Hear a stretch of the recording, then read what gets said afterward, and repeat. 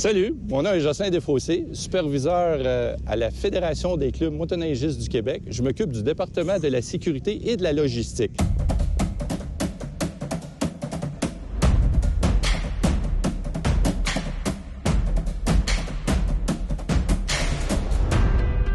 Ce qu'on aime faire lors de la Semaine de la sécurité, c'est évidemment sensibiliser les gens, s'assurer qu'ils ont leur droit d'accès, s'assurer qu'ils ont tous leurs documents avec eux, c'est-à-dire les papiers qui accompagnent le droit d'accès, leur permis de conduire et leur preuve d'assurance. On veut aussi véhiculer le message de l'alcool, de la vitesse, toujours essayer de serrer la droite en sentier pour votre sécurité, éviter les cours d'eau non balisés. Ça, c'est très important. Et aussi la vitesse et le port du casque. Souvent, les gens vont mettre leur casque, ils vont oublier de l'attacher. Donc, il peut y arriver un accident ou ils vont se faire intercepter par un patrouilleur en sentier. Malheureusement, ça peut venir avec une contravention. Pour les motoneigistes qui circulent en sentier, évidemment, il y a de la signalisation. Les clubs travaillent très fort pour installer cette signalisation-là. Ça véhicule un message à tous les motoneigistes. Il y a une courbe qui s'en vient, il y a un arrêt qui s'en vient. Alors, il faut être indulgent, il faut être patient avec les clubs, car les bénévoles travaillent très fort pour essayer d'installer cette signalisation-là pour le motoneigiste, bien entendu. C'est important aussi que les motoneigistes la respectent. Si vous voyez une signalisation de 30 km/h en sentier, c'est important de circuler à 30 km/h.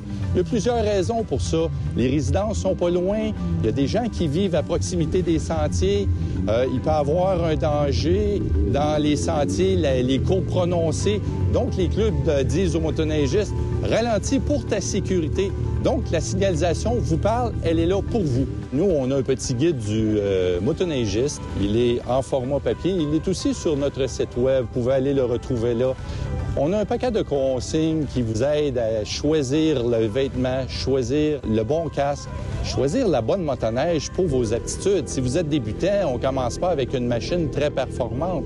Alors, c'est important de choisir la machine selon notre niveau de compétence. Quand on parle de circuler avec un passager, particulièrement un enfant, c'est important de ne pas asseoir l'enfant entre ses deux jambes. Sinon, l'enfant, dans le cas d'un accident, peut devenir le coussin gonflable. On veut pas ça. Dans le cas où on arrive avec un adolescent, 16-17 ans, et il doit avoir un permis de conduire valide. Le temporaire peut être bon, mais ça y prend un permis de conduire. Il passe la certification, l'attestant qu'il a suivi la formation pour la conduite de motoneige. Si je peux vous donner un dernier conseil, assurez-vous d'avoir votre assurance responsabilité civile avec vous. Et lorsque vous partez seul en sentier, avisez vos proches.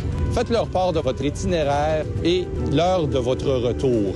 Donc, si vous êtes victime d'un accident, au moins vos proches vont savoir quel était le parcours que vous avez fait et ça fait combien de temps vous êtes parti.